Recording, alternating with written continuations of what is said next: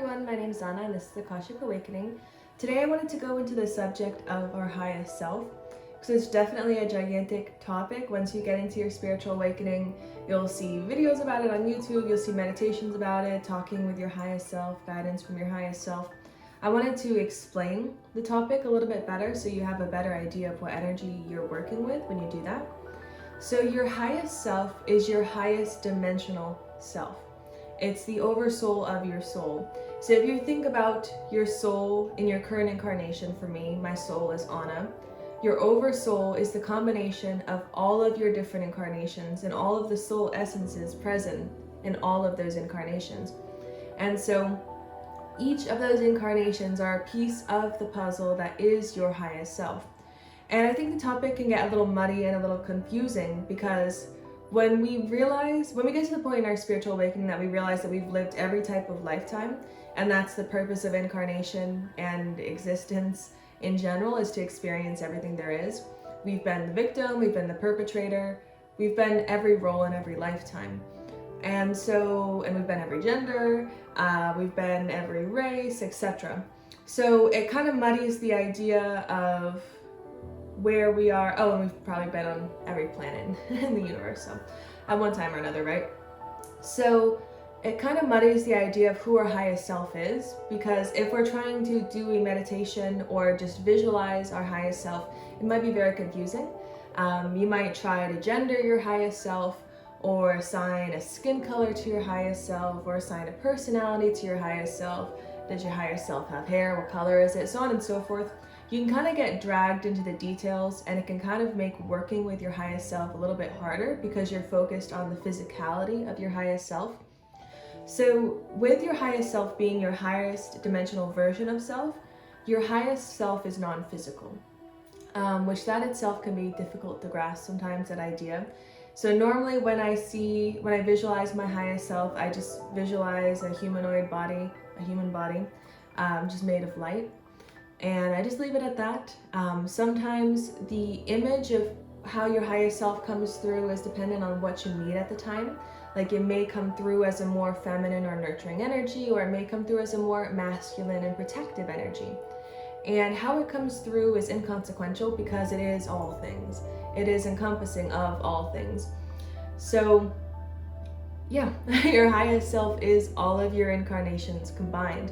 So what you can know about your highest self is on your spiritual awakening journey, you become familiar with the idea of trying to find your true self, who you truly are, and peeling away all the layers of what you aren't, like peeling away the societal and the social personalities, peeling away all the programming, the limiting beliefs, so on and so forth.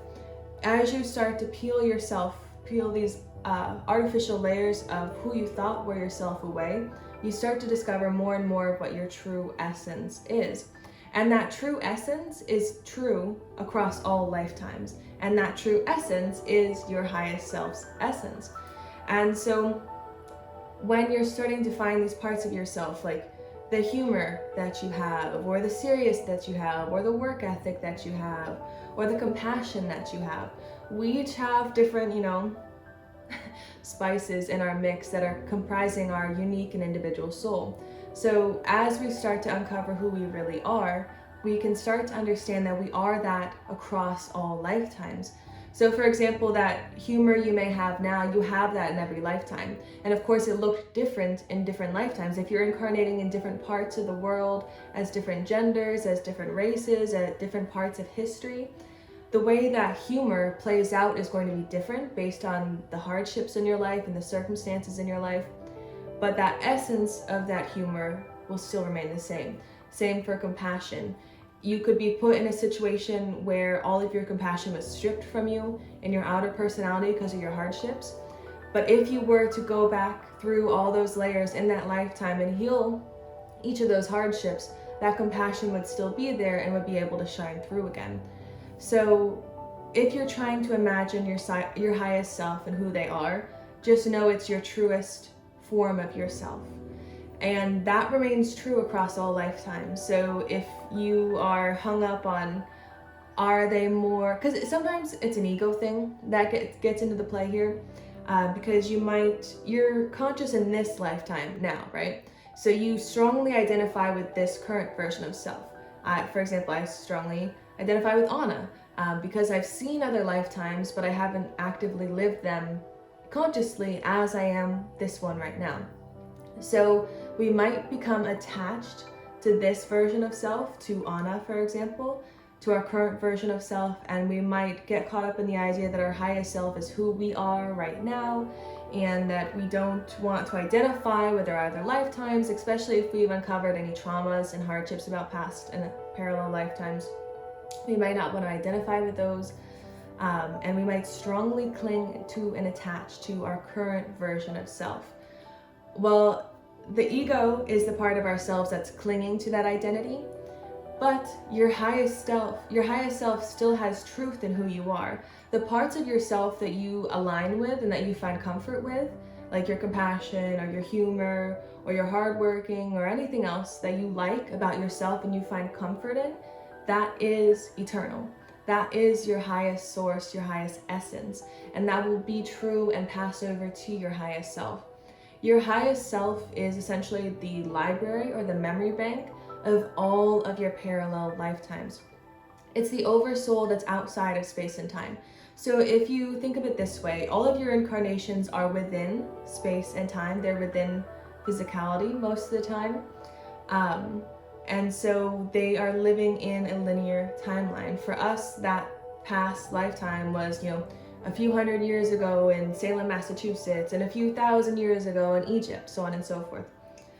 But for the oversoul, they're all happening simultaneously because the oversoul is outside of time and space. It's the highest dimensional version of ourselves. So it's beyond physicality and it's beyond time and space. So for the oversoul, all of these lessons are being integrated simultaneously. So when we're working with our highest self, we can pull on knowledge and resources that go beyond this lifetime.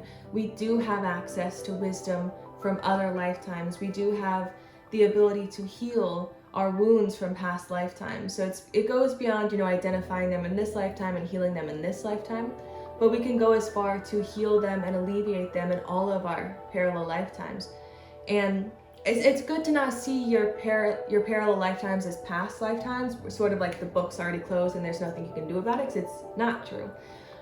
It's good to see it as parallel lifetimes with all the books are open, so that as you positively influence your highest self, your timeline, your energy grid, you can positively influence all of your parallel lifetimes. And as the positivity builds in those lifetimes, you can start to, the positive energy will ripple back and forth between all of your lifetimes. So the ascension goes just beyond this present self. And that's where we get into the topic of ascended masters, which I could do a whole nother video on. But the ascended master is when you liberate all of your parallel lifetimes essentially and rejoin awareness and full consciousness as your highest self. That is the ascended master essentially.